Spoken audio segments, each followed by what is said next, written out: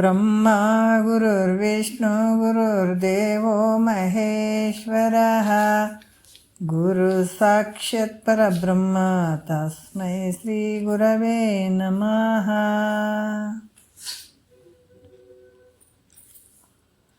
ಧ್ಯಾನ ಮೂಲ ಗುರು ಮೂರ್ತಿ ಪೂಜ್ಯ ಮೂಲ ಗುರು ಪಾದ ಮಂತ್ರ ಮೂಲ ಗುರು ವಾಕ್ಯ ಮುಕ್ತಿ ಮೂಲ ಗುರು ಕೃಪಾ. ಶ್ರೋತ್ರಿಯ ಬ್ರಹ್ಮನಿಷ್ಠ ಸದ್ಗುರು ಬಸವಾನಂದರ ಪಾದಕಮಲಗಳಿಗೂ ಅವರ ಪ್ರತಿರೂಪದಂತಹ ನಿಜಗುಣಪ್ಪನವರ ಪಾದಕಮಲಗಳಿಗೂ ನನ್ನ ದೀರ್ಘದಂಡ ಪ್ರಣಾಮಗಳನ್ನು ಸಲ್ಲಿಸುತ್ತಾ, ಸದ್ಗುರು ಮಾರ್ಥಂಡ ಸಾಬಯ ಸದ್ಗುರುಗಳ ಪಾದಕಮಲಗಳಿಗೂ ಹಾಗೂ ರಾಯಪ್ಪ ಸದ್ಗುರುಗಳ ಪಾದಕಮಲಗಳಿಗೂ ನನ್ನ ದೀರ್ಘದಂಡ ಪ್ರಣಾಮಗಳನ್ನು ಸಲ್ಲಿಸುತ್ತಾ, ಗುರು ಸ್ವರೂಪರಾದಂತಹ ನನ್ನ ಪತಿದೇವರಿಗೂ ಕೂಡ ನನ್ನ ದೀರ್ಘದಂಡ ಪ್ರಣಾಮಗಳನ್ನು ಸಲ್ಲಿಸುತ್ತಾ, ಮನದಲ್ಲಿ ಸ್ಮರಿಸಿಕೊಳ್ಳುತ್ತಾ ತಮ್ಮೆಲ್ಲರಿಗೂ ವಂದಿಸುತ್ತಾ ಇವತ್ತಿನ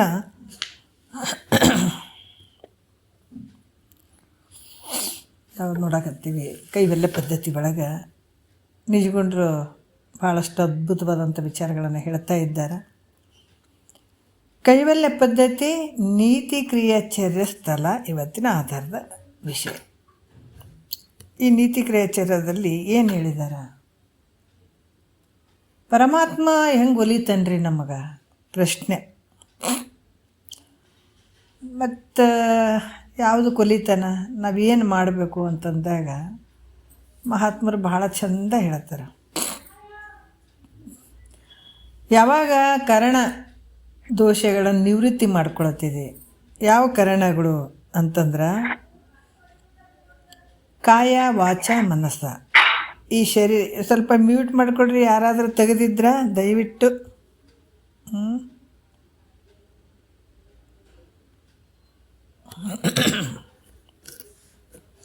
ಕರಣಗಳು ಅಂತಂದರೆ ಶರೀರ, ವಾಣಿ ಮಾತಾಡುವಂಥದ್ದು, ಈ ಮನಸ್ಸು, ಇವು ಮೂರು ಕರಣಗಳ ದೋಷ ಇರಬಾರ್ದು ಅಂತ ಹೇಳ್ತಾರೆ ಅವರು. ಅದಕ್ಕೆ ಎರಡನೇ ಪದದಲ್ಲಿ ಹೇಳ್ತಾರೆ, ಎಂತೊಲಿವನೋ ತನಗಿನ್ನೆಂತೊಲಿವನು. ಎಂತೊಲಿವನು ಕರಣತ್ರಯದ ದೋಷ ಮಿರೇ ಕಂತು ಕಾಲಪುರ ವೈರಿ ಗುರು ಶಂಭುಲಿಂಗ ಎಂತೊಲಿವನು. ಎಂತೊಲಿವನು ತನಗಿನ್ನೆಂತೊಲಿವನು. ಎಂತೊಲಿವನು ಕರಣತ್ರಯದ ದೋಷದಿಂದ ಕೂಡಿದವ. ಯಾವುದು? ಶರೀರದ ದೋಷ, ಆಮೇಲೆ ಮನಸ್ಸಿನ ದೋಷ ಮತ್ತು ಹೇಳ್ತಾರೆ. ಯಾಕಂದ್ರೆ ಈ ವಾಣಿಯಿಂದ ಆಗುವಂಥ ದೋಷಗಳು ಯಾಕಂತಂದ್ರೆ ಈ ಮೂರು ಕರ್ಣತ್ರಯದ ದೋಷ ಮಿರೆ ಕಂತು ಕಾಲ ಪುರವೈರಿ ಗುರು ಶಂಭುಲಿಂಗ ನಿನಗೆ ಹೆಂಗೆ ಒಲಿತಾನ? ಸಾಧ್ಯ ಇಲ್ಲ. ಮತ್ತು ಆತನ ಕೃಪೆ ಆಗಬೇಕಾಗಿತ್ತು ನಮ್ಗೆ, ಈ ದೋಷಗಳಿಂದ ನಿವೃತ್ತಿ ಆಗಬೇಕಾಗ್ತದೆ. ಮತ್ತು ಅದಕ್ಕೆ ಆತನ ಕೃಪೆ ಆಗಬೇಕಾದ್ರೆ ಈ ಶರೀರದಿಂದ ಆಗುವಂಥ ದೋಷ ಆಗಿರ್ಬೋದು, ವಾಣಿಯಿಂದ ಮತ್ತು ಮನಸ್ಸಿನಿಂದ ಆಗುವಂಥ ದೋಷಗಳ ನಿವೃತ್ತಿ ಆಗಬೇಕು ಅನ್ನುವಂಥ ವಿಚಾರಗಳನ್ನು ಅವರು ಹೇಳಿ, ಈಗ ನಾವು ಒಂದನೆಯ ನುಡಿ ಆಗ್ಯದ. ಈಗ ಎರಡನೇ ನುಡಿಯಿಂದ ನೋಡೋಣ. ಈ ವಾಣಿಯ ದೋಷಗಳು ಏನದಾವ, ಮಾತಿನಿಂದ ಆಡುವಂಥ ದೋಷಗಳು ಕೂಡ ಅದಾವ ಅಂತ ಹೇಳ್ತಾರೆ ಅವರು. ಏನದಾವ ನೋಡ್ರಿ ಎರಡನೇ ನುಡಿಯಲ್ಲಿ. ಪುಸಿ, ಅನುಚಿತ, ನಿಷ್ಠುರತ್ವ, ಪೈಶೂನ್ಯತೆ, ಮುಸುಕಿದ ಈ 4 ದೋಷಗಳು ಪಶು ಪಕ್ಷಿ ಮೃಗ ಯೋನಿಗಳಗೊಯ್ದು ಪುಟ್ಟಿಸುವ ವಚನದೋಳೆಡೆ ವಿಡದಿರೆ ತನಗೆಂತೊಲಿವನು. ನೋಡ್ರಿ ಏನು ಹೇಳಕತ್ತಾರ? ವಾಣಿಯ ದೋಷದ ಬಗ್ಗೆ ಹೇಳ್ತಾ ಇದ್ದಾರೆ. ಪುಸಿ 1, ಅನುಚಿತ 2, ನಿಷ್ಠುರತ್ವ 3, ಪೈಶೂನ್ಯತೆ 4. ಇವು 4 ರೀತಿಯಿಂದ ಕೂಡಿದಂಥ ನಮ್ಮ ವಾಣಿಯಲ್ಲಿರುವಂಥ ದೋಷದಿಂದ ಭಗವಂತ ಒಲಿಯಂಗಿಲ್ಲ ಅಂತ ಹೇಳ್ತಾರೆ ಅವರು. ಪುಸಿ ಅಂದರೆ ಏನಪ್ಪ? ಸುಳ್ಳು ಮಾತಾಡೋದು. ವಾಣಿಯಿಂದ ದೋಷ ನೋಡ್ರಿ ಇದು. ಯಾಕಂದ್ರೆ ಈ ಸುಳ್ಳು ಮಾತಾಡುವಂಥದ್ದು. ಇನ್ನೊಂದು ಅನುಚಿತ ಅಂದರೆ ಅಯೋಗ್ಯವಾಗಿ ಇರುವಂಥ ಮಾತುಗಳನ್ನು ಆಡುವಂಥದ್ದು, ಅಯೋಗ್ಯದ ಮಾತುಗಳನ್ನು ಆಡುವಂಥದ್ದು. ನಿಷ್ಠುರತ್ವ ಅಂದ್ರೇನ? ಇವು ನಮಗೆ ದೋಷಗಳಂತೂ ಗೊತ್ತೇ ಇಲ್ಲ, ಪ್ರತಿನಿತ್ಯ ಇವನ್ನ ಮಾಡೋದು ನಾವು. ಅದು ನಮಗೆ ಪರಮಾತ್ಮ ಹೆಂಗೆ ಬರೀತಾನೆ ಹೇಳ್ರಿ. ಯಾರೋ ಸ್ವಲ್ಪ ಮ್ಯೂಟ್ ಕಡಿಮೆ ಮಾಡಿರಿ. ಯಾರು ಅಜಯ್ ಅನ್ನೋರು ಮ್ಯೂಟ್ ಓಪನ್ ಮಾಡಿದ್ದಾರೆ, ಸ್ವಲ್ಪ ಬಂದ್ ಮಾಡಿರಿ ದಯವಿಟ್ಟು. ಅವ್ರಿಗೆ ಬರ್ತದೇ ಇಲ್ಲ ಮ್ಯೂಟ್ ಮಾಡೋಕ್ಕೆ. ಬಾಜು ಒಂದು ಬಟನ್ ಐತೆ, ಅದನ್ನು ಸ್ವಲ್ಪ ಪ್ರೆಸ್ ಮಾಡಬೇಕು.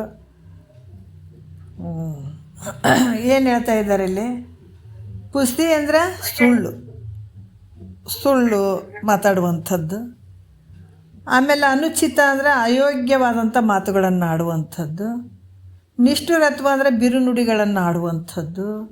ಪೈಶೂನ್ಯತೆ ಅಂದರೆ ಚಾಡಿ ಹೇಳುವಂಥದ್ದು. ಇವು ಯಾವಾಗ ವಾಣಿಯ ದೋಷಗಳು ಇವಿದ್ದಾಗ ಪರಮಾತ್ಮ ಒಲ್ಲೆಯಂಗಿಲ್ಲ ಅಂತ ಹೇಳ್ತಾರೆ ಅವರು. ನೋಡ್ರಿ, ಯಾಕಂದರೆ ನಿಷ್ಠುರತ್ವ ಅಂದರೆ ಭಾಳಷ್ಟು ಬಿರುನುಡಿಗಳನ್ನು ಮಾತಾಡುವಂಥದ್ದು, ವಿಚಾರಗಳನ್ನು ಎಷ್ಟು ಅದ್ಭುತವಾಗಿ ಹೇಳ್ತಾ ಇದ್ದಾರೆ ಅವರು. ಪುಸಿ ಅಂದರೆ ಸುಳ್ಳು ಅನ್ನುವಂಥದ್ದು ಇದು ಕೂಡ ದೋಷ. ಯಾಕಂದರೆ ವಾಣಿಯಿಂದ ಆಗ್ತಕ್ಕಂಥ ಒಂದು ದೋಷ ಇದು ತನಗೂ ಲಾಭ ಇಲ್ಲ, ಅನ್ಯರಿಗೂ ಲಾಭ ಇಲ್ಲ ಸುಳ್ಳು ಹೇಳೋದ್ರಿಂದ. ಅದಕ್ಕೆ ಇದು ಇಲ್ದಿದ್ರು ಮನುಷ್ಯ ಯಾಕಂದರೆ ಸಹಜವಾಗಿ ಸುಳ್ಳು ಆಡ್ತಾ ಇರ್ತಾನೆ. ಭಾಳಷ್ಟು ವಿಚಾರಗಳಲ್ಲಿ ಇಲ್ಲಿ ಹೇಳ್ತಾರೆ. ಯಾಕಂತಂದ್ರೆ ಈ ಸುಳ್ಳು ಆಡೋದ್ರಿಂದ ಏನಾಗ್ತದ್ರೆ ಪಾಪವೇ ಆಗ್ತದೆ ಅನ್ನುವಂಥದ್ದು. ಅದಕ್ಕೆ ಸುಳ್ಳನ್ನು ಆಡಬೇಡ, ಯಾವಾಗಲೂ ಸುಳ್ಳು ಆಡಬೇಡ. ಇದರಿಂದ ಭಾಳಷ್ಟು ದೋಷ ಆಗ್ತವೆ ನಿನಗೆ. ಸುಳ್ಳು ಆಡೋದ್ರಿಂದ ನಿನ್ನ ಮನಸ್ಸು ಕೂಡ ಅಲ್ಲಿ ಇದರಿಂದ ಕೂಡಿರಂಗಿಲ್ಲ. ಹಾಗಾಗಿ ನೀನು ಯಾವತ್ತೂ ಸುಳ್ಳಾಡುವಂಥದ್ದು ಯೋಗ್ಯವಾದಂಥದ್ದು ಅಲ್ಲ ಅನ್ನುವಂಥ ವಿಚಾರವನ್ನು ಹೇಳ್ತಾರೆ ಈಗ. ಯಾಕಂದರೆ ಇನ್ನೂ ಒಂದು ವಿಚಾರದಲ್ಲಿ ಹೇಳ್ತಾರೆ ಅವರು, ಅನುಚಿತ ಅಂತಂದ್ರೆ ಏನು? ಅಯೋಗ್ಯದ ಮಾತನಾಡುವಂಥದ್ದು. ಅಂದ್ರೆ ಕೆಲವೊಂದು ಸಂದರ್ಭದಲ್ಲಿ ಅದು ಯಾವುದಕ್ಕೂ ಇರದೇ ಇರುವಂಥ ಒಂದು ಶಬ್ದವನ್ನು ಮಾತಾಡಿಬಿಡುವಂಥದ್ದು, ಅಯೋಗ್ಯದ ಮಾತಾಡುವಂಥದ್ದು. ಅದು ಯೋಗ್ಯ ಇರಂಗಿಲ್ಲ ಆ ಮಾತು. ಇದು ಕೂಡ ವಾಣಿಯ ದೋಷ ಅಂತ ಹೇಳಿಸ್ಕೊಳ್ತದೆ. ಯಾಕಂದ್ರೆ ಅಯೋಗ್ಯ ಮಾತನಾಡೋದರಿಂದ ಜನರಿಗೆ ಅಲ್ಲೇನಾಗ್ತದೆ, ಅಶುಭಗಳು ಪ್ರಾಪ್ತಿ ಆಗ್ತಾವೆ. ಅಶುಭಗಳಿಗೆ ಇವನೇ ಆಗ್ಯಾನಂತ ಇವನಿಗೆ ಅದರಿಂದ ಏನಾಗ್ತದೆ, ಪಾಪವೇ ಅವ್ರ ಮನಸ್ಸು ನೊಂದುತ್ತದೆ. ನೋಡಿ, ಯಾವ ಥರ ಶುಭಗಳಿಗೆ ಎಲ್ಲಿ ಇಂಥ ಒಂದು ಕೆಟ್ಟ ಮಾತಾಡಕತ್ತಾನ ಅನ್ನುವಂಥ ಭಾವ ಬಂತು ಅಂತಂದ್ರೆ ಅದರಿಂದ ಕೂಡ ಪಾಪ ಸಂಭವ ಆಗ್ತದೆ. ಈಗ ಒಬ್ಬ ಶ್ರೀಮಂತ ಇದ್ದ, ಪಾಪ ಆ ಶುಭ ಕಾರ್ಯ ಮಾಡಾಕತ್ತಿದ್ದ, ಮಗನ ಮದುವೆ ಮಾಡ್ಬೇಕಂತ ಯೋಚನೆ ನಿಶ್ಚಯ ಮಾಡ್ದ. ತನ್ನ ಮನೆ ಮುಂದೆ ಒಂದು ಸುಂದರವಾದ ಅಂದ್ರ ಹಾಕ್ಸ್ತಾ ಇದ್ದ ಮನೆ ಹತ್ರ. ಆ ಒಬ್ಬ ಅಯೋಗ್ಯ ಪುರುಷ ಬಂದ. ನೋಡ್ರಲ್ಲಿ, ಅಯೋಗ್ಯ ಪುರುಷ ಬಂದ. ಆ ಲಗ್ನ ಮಾಡ್ತಾ ಇರುವಂತಹ ಆ ಸಾಹುಕಾರನನ್ನು ನೋಡ್ದ. ಯಾಕಪ್ಪ ನೀ ಇಲ್ಲಿಗೆ ಬಂದಿ ಅಂದ. ಸಾಹುಕಾರ ಏನು ಮಾಡ್ದ, ಈತನನ್ನು ಕಂಡಾತ ಎಲ್ಲಿ ಬೇಕಲ್ಲಿ ಹೆಂಗೆಂಗೋ ಮಾತಾಡ್ತಾನಂತ ಸಾಹುಕಾರಿಗೆ ಗೊತ್ತಿತ್ತು. ಅವು ಮದುವೆ ಸಂದರ್ಭದಲ್ಲಿ ಮಗನ ಒಂದು ಮದುವೆಗೆ ಅಂದ್ರ ಹಾಕ್ಸ್ಬೇಕಂತ ಮನೆ ಮುಂದೆ ಅಂತರ ಹಾಕ್ಸಕತ್ತಿದ್ದ. ಇವನು ಯಾಕೆ ಬಂದಪ್ಪ ಕಿರಿಕಿರಿ ಅಂತೇಳ್ಬಿಟ್ಟು, ನೀನು ಇಲ್ಲಿಗೆ ಯಾಕೆ ಬಂದಿ ಅಂತ ಕೇಳದತ್ತ. ಅದಕ್ಕೆ ನಿನ್ನ ಬಾಯಿ ಚೆಂದಿಲ್ಲಪ್ಪ ಅಂತನೂ ಹೇಳ್ದತ್ತ. ನಿನ್ನ ಬಾಯಿ ಸರಿಯಿಲ್ಲ, ಇಲ್ಲಿಗೆ ಯಾಕೆ ಬರೋಕ್ಕೆ ಹೋಗಿದ್ದಿ ಅಂತಂದ. ಅಂದಗಳನ್ನ ಆತ ಏನು ಮಾತಾಡೋದಿಲ್ಲ. ಅವಾಗ ನಾನು ಏನೂ ಮಾತಾಡೋದಿಲ್ಲ ಅಂತ ಹೇಳ್ತಾನೆ. ನಾನು ಏನು ಮಾತಾಡಂಗಿಲ್ಲಪ್ಪ. ಸಾವುಕಾರ ನೀನು ಯಾಕೆ ಬಂದಿದ್ರೆ ನಾ ಏನು ಮಾತಾಡಂಗಿಲ್ಲ, ಅಂದ್ರ ಹಾಕುವವರಿಗೆ ನೆರವಾಗ್ತೀನಿ ಅಂತ ಹೇಳೋದಾತ. ಅಂದ್ರ ಹಾಕೋರಿಗೆ ನಾ ಹೆಲ್ಪ್ ಮಾಡ್ತೀನಿ, ನಾನು ಏನು ಮಾತಾಡಂಗಿಲ್ಲ ಅಂತಂದತ್ತ. ಸಾವುಕಾರ ನೀನೇನು ಮಾಡೋ ಕಾರಣ ಇಲ್ಲಪ್ಪ ಅಂತಂದತ್ತ. ಸುಮ್ಮನೆ ಹೊರಟು ಹೋದ್ರೆ ಸಾಕು, ನೀನೇನು ಮಾಡೋ ಕೆಲಸ ಬೇಕಾಗಿಲ್ಲ, ಇಲ್ಲಿ ನೀವು ಹೋಗಿಬಿಡು ಅಂತ ಹೇಳ್ದ. ಇದನ್ನು ಕೇಳಿದ್ನಲ್ಲ, ಅದು ಕೇಳಿಬಿಟ್ಟು ನಾನು ಎಲ್ಲೂ ಹೋಗಲ್ಲಪ್ಪ, ನೀನು ಹೋಗನಕತ್ತಿದ್ದಿ ನನಗೆ, ನಾ ಎಲ್ಲಿ ಹೋಗಲ್ಲ, ನನಗೆ ಒಂದು ಪಿಂಡದಷ್ಟು ಅನ್ನ ಹಾಕಿಬಿಡು, ಇಲ್ಲೇ ಹೆಣದಂತೆ ಬಿಡ್ತೀನಿ ಅಂದಾತ. ನೋಡ್ರಿ, ಯಾಕಂದ್ರೆ ಇಷ್ಟು ಪಿಂಡದಷ್ಟು ಅನ್ನ ಇಡು, ಅದನ್ನು ತಿಂದು ಇಲ್ಲೇ ಹೆಣದಂಗೆ ಬಿದ್ದುಬಿಡ್ತೀನಿ ಅಂತ ಹೇಳ್ದ. ಯಾರು ಬೊಬ್ಬೆ ಹೊಡೆದ್ರು ಕೂಡ ನಾನು ಹೇಳಂಗಿಲ್ಲ ಅಂದತ್ತ. ಬೊಬ್ಬೆ ಹೊಡೆದ್ರಂತ ಗೊತ್ತಲ್ಲ ಹೆಂಗೆ ಏನಂತದ, ಬೊಬ್ಬೆಯಾಗ ಏನಂತಾರೆ ಗೊತ್ತಲ್ಲ. ಅದಕ್ಕೆ ಯಾರು ಬೊಬ್ಬೆ ಹೊಡೆದ್ರು ಕೂಡ ನಾನು ಹೇಳೋದಿಲ್ಲ ಅಂತ ಹೇಳ್ದ. ಈ ಮಾತು ಕೇಳಿ ಪಾಪ ಆ ಲಗ್ನ ಮಾಡೋಂಥ ಸಾಹುಕಾರಕ್ಕೆ ಭಾಳ ದುಃಖ ಆಗ್ಬಿಡ್ತು. ಆ ಪಿಂಡ ಹಾಕು, ಬೊಬ್ಬೆ ಹೊಡಿ, ಇವೆಲ್ಲ ಕಾರ್ಯಗಳು ಯಾರಾದರೂ ಸತ್ ಕಾಲದಲ್ಲಿ ಆಗುವಂಥ ವಿಚಾರಗಳು ಇವು. ಸಾಹುಕಾರ ಶುಭ ಕಾರ್ಯ ಮಾಡಕತ್ತಾನೆ, ಲಗ್ನ ಪ್ರಾರಂಭ ಮಾಡ್ಯಾನೆ, ಮಗನ ಲಗ್ನ ಪ್ರಾರಂಭ ಮಾಡ್ಯಾನೆ. ಇಂಥ ಕಾಲದಲ್ಲಿ ಈ ಪ್ರಕಾರ ಅಶುಭ ನುಡಿಯುವಂಥದ್ದು ಇದು ಏನಪ್ಪ ಅಂತ ಭಾಳ ದುಃಖ ಆಯಿತು ನೋಡ್ರಿ. ಅದಾಗ ಕೆಲವೊಂದು ಸಂದರ್ಭದಾಗ ಹೆಂಗೆಂಗೋ ಮಾತಾಡುವಂಥದ್ದು ಇರ್ತದಲ್ಲ, ಅದಕ್ಕೆ ಈ ರೀತಿಯಾಗಿ ಅದಕ್ಕೆ ಭಾಳ ದುಃಖ ಆಗ್ತದೆ. ಈ ರೀತಿ ನುಡ್ದಾನ. ಅದಕ್ಕೆ ಈ ಪ್ರಕಾರ ಅಶುಭ ನುಡಿಯುವಂಥದ್ದು ಇದು ಏನು ಅಂತ ಅದಕ್ಕೆ ಭಾಳ ದುಃಖ ಐತಿ. ದುಃಖಕ್ಕೆ ಕೊಡೋದಕ್ಕೆ ಕಾರಣ ಆದಂಥವನು ಕಾರಣವಲ್ಲದೆ ಅನ್ಯರನ್ನು ಇಲ್ಲಿ ಏನು ಬೇರೆದವ್ರು ಏನೋ ಕಾರಣ ಏನು ಯಾರು ಮಾತಾಡ್ಯಾರ ಅದಕ್ಕೆ ಕಾರಣ. ಹಾಗಾಗಿ ಇದು ಅಶುಭ ಮಾತನಾಡಿ ಪರರಿಗೆ ದುಃಖವನ್ನು ತರುವಂಥದ್ದು. ಅವ್ರಿಗೆ ದುಃಖ ತರುವಂಥದ್ದು ಕೂಡ ಇದು ಪಾಪಕ್ಕೆ ಗುರಿ ಆಗಬೇಕಾಗ್ತದೆ. ಇನ್ನೊಬ್ಬರಿಗೆ ದುಃಖ ಆಗುವಂಥದ್ದು ಈ ಮಾತಿನಿಂದ ಇನ್ನೊಬ್ರಿಗೆ ದುಃಖ ಐತಲ್ಲ, ಅದಕ್ಕೆ ಅಲ್ಲಿ ಏನಾಯಿತು ಪಾಪಕ್ಕೆ ಗುರಿ ಆಗ್ಬೇಕಾಯ್ತು. ಇದರಿಂದ ನರಕ ದುಃಖವನ್ನು ಅನುಭವಿಸಿ ಪುನಃ ಮತ್ತೆ ಕನಿಷ್ಠ ಜನ್ಮಕ್ಕೆ ಬರಬೇಕಾಗ್ತದೆ, ಹುಟ್ಟಬೇಕಾಗ್ತದೆ. ಇದು ಕೂಡ ವಾಣಿಯ ಒಂದು ದೋಷ ಅಂತ ಕೂಡ ಹೇಳ್ತಾರೆ. ಮತ್ತು ನಿಷ್ಠುರ ಅಂದರೆ ಬಿರುನುಡಿಗಳನ್ನು ಆಡುವಂಥದ್ದು. ಅದಕ್ಕೆ ಹೇಳ್ಯಾರ ಅವರು 18 ಪುರಾಣಗಳಲ್ಲಿ ಒಂದು ಸಾರನೇ ಹೇಳಿದ್ದಾರೆ. ಏನು ಹೇಳಿದಾರ? ಪರೋಪಕಾರಾಯ ಪುಣ್ಯಯ ಪಾಪಾಯ ಪರಪೀಡನಂ ಅಂತ. ಅದು ಯಾರಿಗೇನ ತಾಪ ಮನಸ್ಸಿಗೆ ತಾಪ ಆಗುವಂಥ ರೀತಿಯಿಂದ ನಡ್ಕೊಂಡ್ರು ಕೂಡ ಪಾಪಕ್ಕೆ ಜಮ ಆಗ್ತದೆ ಅಂತ ಹೇಳ್ತಾರೆ ಮಹಾತ್ಮರು. ಅದಕ್ಕೆ ನಿಷ್ಠುರತೆ ಮಾತನಾಡುವುದು ಕೂಡ ಒಂದು ವಾಣಿಯ ದೋಷ. ಅದು ಮನುಷ್ಯ ನಿಷ್ಠುರ ಮಾತನಾಡುವುದರಿಂದ ಪರರ ಅಂತಃಕರಣಕ್ಕೆ ದುಃಖ ಆಗ್ತದೆ. ನಾನು ಹೆಂಗೆ ಬೇಕು ಹಂಗೆ ಮಾತಾಡ್ತೀನಿ ರೀ, ನಾನು ಮಾತಾಡೋದೇ ಹೀಗೆ ಅಂತ ಅನ್ನುವಂಥದ್ದಲ್ಲ ಅದು. ನೀನೇನು ಕಪಟತ್ವದಿಂದ ನೀನು ಏನು ಮಾತಾಡಿದ್ರು ಕೂಡ ನಿನ್ನ ಅಂತಃಕರಣ ಕೂಡ ದೋಷದಿಂದ ಕೂಡ್ತದೆ, ಇನ್ನೊಬ್ರಿಗೆ ಕೂಡ ತಾಪ ಮಾಡ್ತಿದೆ. ಅವೆರಡರಿಂದ ಏನಾಗ್ತದೆ, ನಿನ್ನ ನರಕಕ್ಕೆ ಹೋಗ್ತಿ. ಅದಕ್ಕೆ ಯಾವಾಗ ನಿನ್ನ ಮಾತು ಕೂಡ ಭಾಳಷ್ಟು ನಯ ವಿನಯತೆಯಿಂದ ಕೂಡಿತಂದ್ರೆ ಅಲ್ಲಿ ಇನ್ನೊಬ್ರಿಗೂ ಕೂಡ ಹಾಗೆ ಆಗ್ತದೆ. ಇದು ಈಗ ನೋಡ್ರಿ, ಒಟ್ಟಿನಲ್ಲಿ ಹೇಳಬೇಕಂದ್ರೆ ಬರೀ ಕೆಟ್ಟ ಗಿಡಗಳು ಅದಾವ್ರಿ, ಕೆಟ್ಟ ಪ್ರಾಣಿಗಳು ಅದಾವ್ರಿ ಅಂತಲ್ಲ. ಮನುಷ್ಯರ ಬಲ್ಲಿನೂ ಕೆಟ್ಟ ಗುಣಗಳಿಂದ ಕೂಡಿದಾಗ ಅವರು ಈಗ ಪಾಸಿಟಿವ್ ಎನರ್ಜಿ ಇರ್ತದೆ. ಮಹಾತ್ಮರ ಹತ್ರ ಹೋದಾಗ ಪಾಸಿಟಿವ್ ಎನರ್ಜಿ ಸುತ್ತ ಆ ವೈಬ್ರೇಷನ್ ಇರ್ತದೆ. ಪಾಸಿಟಿವ್ ಎನರ್ಜಿದ ಒಂದು ವೈಬ್ರೇಷನ್ ಇರ್ತದೆ. ಯಾರು ಅವ್ರ ಹತ್ರ ನಾವು ದರ್ಶನಕ್ಕೆ ಹೋದರೂ ಕೂಡ ಯಾರು ಶ್ರೋತ್ರಿಯ ಬ್ರಹ್ಮನಿಷ್ಠ ಸದ್ಗುರು ಅಂಥ ಒಂದು ಸ್ಥಾನದಲ್ಲಿ ಇದ್ದಂಥವ್ರು, ಅಂಥ ನಡೆ ನುಡಿಯಲ್ಲಿದ್ದಂಥವ್ರಿಗೆ ಮತ್ತು ಸುಮ್ಮನೆ ಅವರು ನಾ ಗುರು ನೀವು ಗುರು ಅಂತ ಭಾಳ ಜನ ಅದಾರ. ನಾವೆಲ್ಲರಿಗೆ ಅಡ್ಡ ಬಿಡೋದು ಬೇಕಾಗಿಲ್ಲ ಗುರುಗಳಿಗೆ. ಅವರು ಗುರುಗಳು ಗುರು ಮುಖಾಂತರ ಅವ್ರು ತಿಳ್ಕೊಂಡಾರೇ ಇಲ್ಲ. ಮತ್ತು ಅವ್ರಿಗೆ ಶಾಸ್ತ್ರಜ್ಞಾನ ಐತೆ ಇಲ್ಲ, ತತ್ವವನ್ನು ಬಲ್ಲವರು ಅದಾರೋ ಇಲ್ಲ, ನಮಗೇನಂತ ಬಂದಂಥ ದುಃಖವನ್ನು ಅವರು ಪರಿಹಾರ ಮಾಡ್ತಾರೋ ಇಲ್ಲ, ಹಿಂಗೆಲ್ಲ ವಿಚಾರ ಮಾಡಿ ಅಂಥ ಗುರುಗಳಿಗೆ ಶರಣಾಗಬೇಕು. ನಾವೆಲ್ಲೆಲ್ಲ ಗುರುಗಳು ಅಂತಂದಾಗ ಇವ್ರಿಗಂತೂ ಅಡ್ಡ ಬೀಳೋದು ಬೇಡ ಅಂತ ಗುರುಗಳು ಹೇಳ್ತಿದ್ರು. ನಮ್ಮ ಗುರುಗಳು ಯಾರು ಬಸವಾನಂದ್ರ ಗುರುಗಳು ಕೂಡ ಹೇಳ್ತಿದ್ರು. ಯಾಕಂದರೆ ಶಿಕ್ಷಕರಿಗೆ ಯಾಕಂದ್ರೆ ಅದನ್ನು ತತ್ವ ಇರಬೇಕು. ಅದಕ್ಕೆ ಶಂಕರಾಚಾರ್ಯರು ಕೂಡ ಹೇಳಿದಾರ, ನಿಜಗುಂಡರು ಕೂಡ ಹೇಳಿದಾರ. ಯಾರು ತತ್ವವನ್ನು ಬಲ್ಲಂತ ಸದ್ಗುರು ಇರ್ತಾನೆ ಆ ಗುರುವನ್ನು ನನ್ನ ಗುರು ಅಂತ ಸ್ವೀಕಾರ ಮಾಡ್ತೀನಿ ಅಂತ ಶಂಕರಾಚಾರ್ಯರು ಹೇಳಿದಾರ. ಆತ ಎಂಥ ಶ್ರೀಮಂತನೇ ಇರಲಿ, ಬಡವನೇ ಇರಲಿ, ಆತ ಎಂಥ ಜಾತಿಯವನೇ ಇರಲಿ, ಯಾರೇ ಇರಲಿ, ಆದರೆ ತತ್ವವನ್ನು ಬಲ್ಲಂಥ ಮಹಾತ್ಮನಿಗೆ ನನ್ನ ಗುರು ಅಂತ ಸ್ವೀಕಾರ ಮಾಡ್ತೀನಿ ಅಂತ ಶಂಕರಾಚಾರ್ಯರು ಹೇಳಿದ್ದಾರೆ ಈ ಮಾತು. ನಿಜಗುಂಡರು ಕೂಡ ಹೇಳ್ತಾರೆ, ಆವಾರಿವರಿ ಅನ್ನದೇ ನಿಜವರಿದವರಂಗ್ರಿಗೆ ಅವನತನಾಗಿ ಸಂತಸದಿಂದೆ ತವೇರ ಹೇಳ್ತಾರೆ ನೋಡ್ರಿ ಈ ವಿಚಾರ. ಅವರಿವರಿ ಅನ್ನೋದು ನಿಜವರಿದವರಂಗ್ರಿಗೆ ಅಂತ ಹೇಳ್ಯಾರ ಅವ್ರು ಅನ್ನಂಗಿಲ್ಲ, ಇವ್ರು ಅನ್ನಂಗಿಲ್ಲ. ಯಾರು ನಿಜ ತತ್ವವನ್ನು ಅರ್ಥಕೊಂಡಿರ್ತಾರೆ ಅವ್ರಿಗೆ ಶರಣು ಹೋಗ್ತೀನಿ ಅಂತ ಹೇಳಿದ್ದಾರೆ ಅವರು. ಹಾಗಾಗಿ ಇಲ್ಲಿ ಯಾರಿಗೆ ನಾವು ಏನು ಶರಣು ಹೋಗಬೇಕು ಅಂದಾಗ ಶ್ರೋತ್ರಿಯ ಬ್ರಹ್ಮನಿಷ್ಠ ಸದ್ಗುರುವಿನ ಹತ್ರ ನಾವು ಏನಂದ್ರೆ ಶರಣು ಅಂತ ಹೋದಾಗ ನೋಡ್ರಿ, ಅಲ್ಲಿ ನಮಗೇನಾಗ್ತದೆ ಅಂತಂದ್ರೆ ಪಾಸಿಟಿವ್ ಎನರ್ಜಿ ಇರ್ತದೆ. ನಮ್ಮ ಮನಸ್ಸಿನಲ್ಲಿ ಏನೇ ಒಂದು ದ್ವಂದ್ವ ಇದ್ದು, ಏನೋ ಒಂದು ಚಂಚಲ ಇತ್ತು ಅಂತಂದಾಗ, ಇಲ್ಲರಿ ಗುರುಗಳು ಮುಂದೆ ಹೋದಾಗ ಏಳು ಸಮಾಧಾನ ಐತ್ರಿ ಅಂತೀವಿ ನಾವು. ಭಾಳ ಸಮಾಧಾನ ಆಗ್ತದಿಲ್ಲ ಏನೋ ಇಲ್ಲರಿ, ಭಾಳ ಸ್ವಲ್ಪ ಗೊಂದಲಿದ್ದಂಗೆ ಆಯಿತು. ಗುರುಗಳ ಹತ್ರ ಒಂದು 4 ಮಾತು ಕೇಳಿದ್ದೀವಿ, ಅಥವಾ ಅಲ್ಲಿ ಹತ್ರ ಕೂತ್ಕೊಂಡಿದ್ದೀವಿ, ಸನ್ನಿಧಾನದಲ್ಲಿ ಕೂತ್ಕೊಂಡಿದ್ದೀವಿ, ಎಷ್ಟು ಆನಂದ ಅನ್ನಿಸ್ತಂತೀವಿ. ಮತ್ತಿದೇ ನಾವು ಬೇರೆ ಎಲ್ಲ ನಾವು ಹೋಗ್ರಿ, ಎಂಥ ಒಂದು ಅಜ್ಞಾನಿಗಳು ಆ ದುಷ್ಟ ಗುಣಗಳನ್ನು ಕೂಡ್ಕೊಂಡು ಆ ಕಪಟತ್ವ ಭಾವ ಇಟ್ಕೊಂಡು ಒಳಗೊಂದು ಹೊರಗೊಂದು ಮಾತಾಡ್ಕೊತ ಇದ್ದವ್ರ ಹತ್ರ ನಾವು ಹೋದಾಗ ನಾವು ಶಾಂತ ರೀತಿಲಿಂದ ಇದ್ದರೂ ಕೂಡ ಮನಸ್ಸು ಕದಡಿ ಬಿಡ್ತದೆ. ಯಾಕಾರ ಓದಿವ್ರಿ ಅವ್ರ ಹತ್ರ, ಮನಸ್ಸು ಹೋಗೋಕೆ ಭಾಳ ಸಮಾಧಾನ ಇತ್ತು, ಅವ್ರ ಹತ್ರ ಹೋಗಿ ಕುಂತೀವಿ, ಮನಸ್ಸು ಕೆಟ್ಟೋಯ್ತಂತೀವಿಲ್ಲ ಒಂದೊಂದು ಸಲ. ಹಂಗೆ ಇಲ್ಲಿ ಕೂಡ ಈ ದೋಷಗಳು ಯಾರ ಹತ್ರ ಇರ್ತಾವ ಅವ್ರ ಹತ್ರ ಹೋದ್ರೆ ನಮ್ಮ ಮನಸ್ಸುಗಳು ಕೆಡ್ತಾವೆ.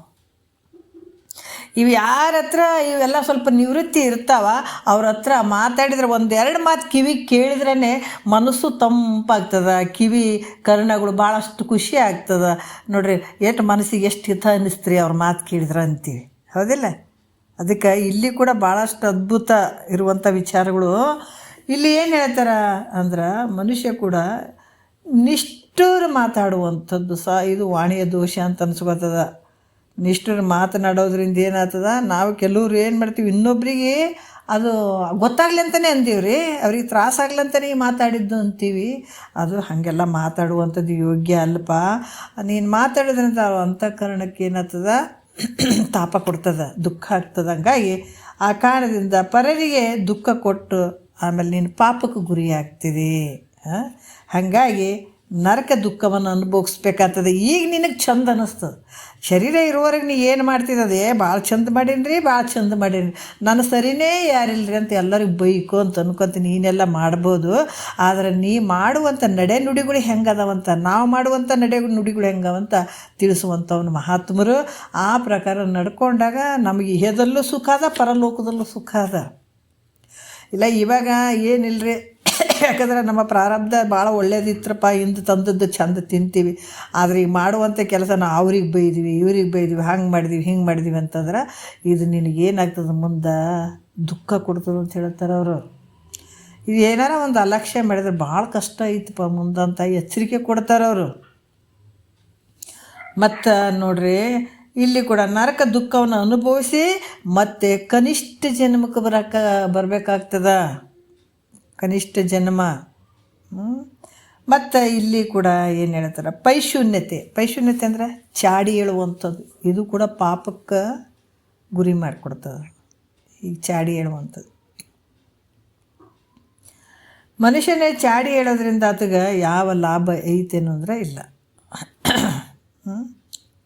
ಮನುಷ್ಯ ಚಾಡಿ ಹೇಳೋದ್ರಿಂದ ಆತಗೆ ಏನಾರು ಐತೇನಂದರೆ ಲಾಭ ಯಾವುದಿಲ್ಲ. ಪರರನ್ನು ಏನಂದ್ರೆ, ಈಗ ಒಬ್ಬರು ಒಬ್ಬರದ್ದು ಚಾಡಿ ಅಂದ್ರೇನು, ಇಲ್ಲಿಂದ ಹೇಳಿ ಇನ್ನೊಬ್ರಿಗೆ ಹೇಳೋದು. ಇವ್ರು ಏನಾರು ಮಾತಾಡಿದ್ರಂದ್ರೆ ತಕ್ಷಣ ತೊಗೊಂಡು ಇನ್ನೊಬ್ರಿಗೆ ಹೋಗಿ ಹೇಳೋದು, ಅವ್ರದ್ದು ಇವ್ರಿಗೆ ತಂದು ಹೇಳೋದು, ಅಲ್ಲಿ ಜಗಳ ಹಚ್ಚೋದು.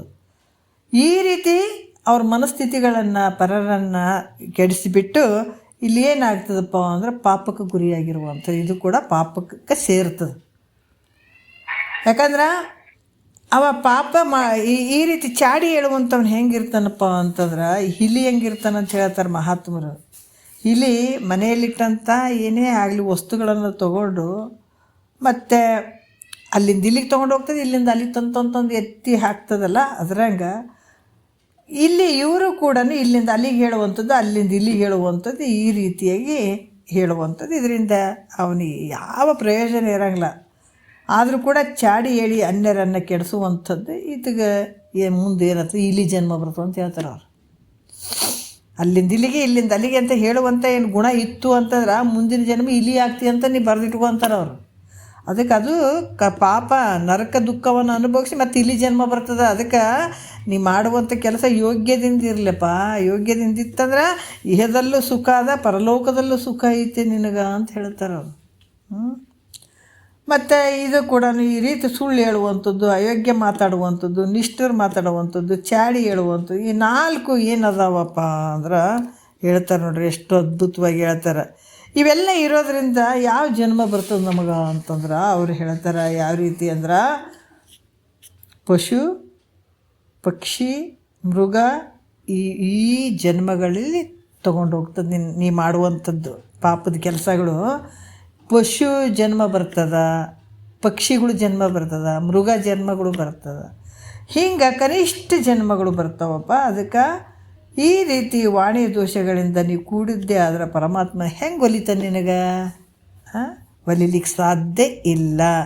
ಪರಮಾತ್ಮನ ಒಲಿಮೆ ಆಗಬೇಕಾಗಿತ್ತಂದ್ರೆ ಹಿಂದೆ ಕೂಡ ಹೇಳಿದ್ರೆ ಶರೀರದಿಂದ ಆಗ್ತಾ ಇರುವಂಥ ದೋಷಗಳನ್ನು ಬಿಡಬೇಕು. ನಿನ್ನೆ ಹೇಳಿದ್ದಾರೆ ಪೈಶೂನ್ಯ ಯಾವುದು ಹಿಂದೆ ಜನರ ಹಿಂದೇನು ಹೇಳಿದ್ರಲ್ಲ. ಯಾಕಂತಂದ್ರೆ ಹಿಂಸೆ, ಪರರ ಒಂದು ದ್ರವ್ಯ ಅಪಹರಣ, ಅಭಕ್ಷ್ಯ ಸೇವನೆ ಅಂತ ಏನು ಹೇಳಿದಾರೆ, ಇವು ಶರೀರದಿಂದ ಮಾಡುವಂಥ ದೋಷಗಳು, ಇವನ್ನು ಬಿಡಬೇಕು. ವಾಣಿಯಿಂದ ದೋಷಗಳನ್ನು ಕೂಡ ನಾವು ಇದನ್ನು ತಿಳ್ಕೊಂಡು ಬಿಟ್ಕೊತ ಬಂದಾಗ ಪರಮಾತ್ಮನ ಒಲಿಮೆ ನಿನಗಾಗ್ತದೆ ಅಂತ ಹೇಳ್ತಾರೆ. ಮತ್ತು ಇಲ್ಲಿ ಕೂಡ ಮನಸ್ಸಿನ ದೋಷಗಳು ಯಾವಪ್ಪ? ಮನಸ್ಸಿನ ದೋಷಗಳು ಈ 3 ಕರಣತ್ರಯದ ದೋಷಗಳು ಅಂತ ಹೇಳ್ತಾರೆ. ಈ ಮನಸ್ಸಿನ ದೋಷ ಯಾವುದು ಅಂತಂದ್ರೆ ಜನರೊಲಿಯದ ಕಾರ್ಯಜರಕ, ಅನಿಷ್ಟ ಚಿಂತನೆ, ಅನ್ಯ ಧನ ಸತಿಯರ ಆಕಾಂಕ್ಷೆ ಎನಿಸುವ ಈ 4 ದುರಿತ ಜನನವಿಯೇ ಮನದೋಳು ಹೊಂದಿದೆ ಶಂಭುಲಿಂಗ ತನಗಿನ್ನಂತ ಹೊಲಿವನು ಅಂತ ಹೇಳ್ತಾರೆ ಅವರು. ಅಂದ್ರೆ ಜನರೊಲಿಯದ ಕಾರ್ಯಜರಕ 1, ಅನಿಷ್ಟ ಚಿಂತನೆ 2, ಅನ್ಯರ ಧನ, ಅನ್ಯ ಸತಿಯರ ಆಕಾಂಕ್ಷೆ, ಇವು 4 ರೀತಿಯಿಂದ. ಈ 4 ಏನದಾವ ಅಂದ್ರೆ ಪಾಪದವು ನೋಡ್ರಿ. ಇವು 4 ಏನದಾವಪ್ಪ ಅಂತಂದ್ರೆ ಪಾಪದಿಂದ ಕೂಡಿದಂಥದ್ದು. ಅದಕ್ಕೆ ಮಹಾತ್ಮರು ಭಾಳ ಚಂದ ಹೇಳ್ತಾರಿಲ್ಲ. ಏನು ಹೇಳ್ತಾರ? ಜನರೊಲಿಯದ ಅಂದರೆ ಜನರು ಮೆಚ್ಚದೇ ಇರುವಂಥ ಕಾರ್ಯ, ಕೆಲಸದಲ್ಲಿರುವಂಥ ಪ್ರೇಮ. ಯಾಕಂದ್ರೆ ಜನರ ಅದು ಒಪ್ಪಂಗಿಲ್ಲ. ಎಂಥ ಕೆಲಸ ಮಾಡ್ತಾ ಇದ್ದಾನಂದ್ರೆ ಅವ್ರು ಅಂದಂಗೆಲ್ಲ ಈತಗೆ ಅದ್ರಾಗ ಪ್ರೇಮ ಇರೋದು ಜಾಸ್ತಿ ಇರುವಂಥದ್ದು. ಜನರ ಅದಕ್ಕಿಷ್ಟ ಜನರೇ ಯಾರು ಒಪ್ಪಂಗಿಲ್ಲ ಮಾತನ್ನು, ಇವರು ಹಠ ಹಿಡಿದು ಅದನ್ನು ಮಾಡ್ಬೇಕನ್ನುವಂಥ ಭಾವ. ಅದಕ್ಕೆ ಜನರೊಲಿಯದ ಕಾರ್ಯಜರಕ ಅಂತ ಹೇಳುವಂಥದ್ದು. ಇಂಥ ಕಾರ್ಯವನ್ನು ಮಾಡೋದ್ರಿಂದ ಏನಾಗ್ತದಪ್ಪ ಅಂದ್ರೆ ಅನಿಷ್ಟನೇ ಸಂಭವ ಆಗ್ತದೆ. ಆ ಕಾರಣದಿಂದ ಇದನ್ನು ಮಾಡಬಾರ್ದು ಅಂತ ಹೇಳಿದ್ರೆ ನಾ ಮಾಡೇ ಮಾಡ್ತೀನಿ ಅನ್ನುವಂಥ ಮನಸ್ಸು, ಹಠ ಹಿಡಿಯುವಂಥ ಮನಸ್ಸು, ಇದು ಒಳ್ಳೆಯದಲ್ಲ.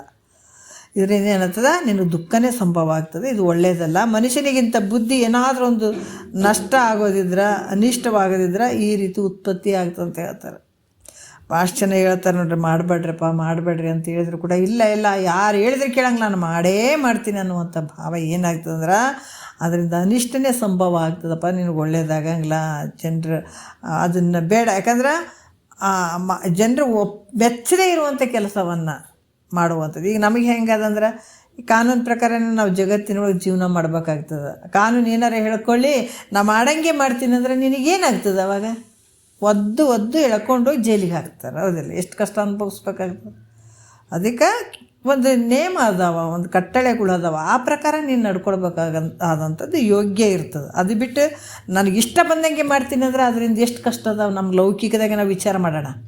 ನಾವು ಇಷ್ಟ ಬಂದಂಗೆ ನಮ್ಮ ಜೀವನ ಮಾಡ್ತೀವ್ರಿ ಅಂತಂದ್ರೆ ಅದೆಲ್ಲ ಆಗಂಗಿಲ್ಲ, ಹಂಗೆ ಮಾಡೋಕ್ಕೆ ಬರೋಂಗಿಲ್ಲ. ಅದಕ್ಕೆ ಏನಾದರೂ ಮನುಷ್ಯನಿಗೆ ನಷ್ಟ ಆಗಿತ್ತಂದ್ರೆ ಈ ಅನಿಷ್ಟ ಬುದ್ಧಿ ಉತ್ಪತ್ತಿ ಆಗ್ತದೆ ಅಂತ ಹೇಳ್ತಾರೆ ಅವರು. ಇಂಥ ಬುದ್ಧಿ ಯಾರಿಗೆ ಉತ್ಪತ್ತಿಯಾಗಿತ್ತು ನೋಡ್ರಿ, ಅದಕ್ಕೆ ಹೇಳ್ತಾರೆ ಪಾಪದ ಫಲ ಈ ರೀತಿ ಬರುವಂಥದ್ದು. ಇಂಥ ಬುದ್ಧಿ ಯಾರಿಗೆ ಉತ್ಪತ್ತಿಯಾಗಿತ್ತು ಅಂದ್ರೆ ರಾವಣನಿಗೆ ಉತ್ಪತ್ತಿಯಾಗಿತ್ತು. ಅದಕ್ಕೆ ಬೇಕಾದಷ್ಟು ಇತ್ತು, ಅದಕ್ಕೆ ಆಸ್ತಿ ಇತ್ತು, ಸಂಪತ್ತಿತ್ತು, ದೇವತೆಗಳು ಆತನ ಮನೆಗೆ ಕೆಲಸ ಮಾಡ್ತಿದ್ರು ರಾವಣಗೆ. ನೋಡ್ರಿ, ಅದು ನಾಶ ಆಗುವಂಥ ಕಾಲಕ್ಕೆ ಈ ಭಾವ ಉತ್ಪನ್ನ ಆಯ್ತು. ಅದಕ್ಕೆ ಭಾವ ಉತ್ಪನ್ನ ಆಗ್ತದೆ. ಬೇಕಾದ್ರೆ ದೇವತೆಗಳು ಈತನ ಮನೆಗೆ ಕೆಲಸ ಮಾಡ್ತಿದ್ರು. ಅವನಿಗೇನು ಅಗರ್ಭ ಶ್ರೀಮಂತ, ಆದರೆ ಕೆಟ್ಟ ಬುದ್ಧಿ ಹುಟ್ಟಿತ್ತು ನೋಡ್ರಿ ಅಲ್ಲಿ.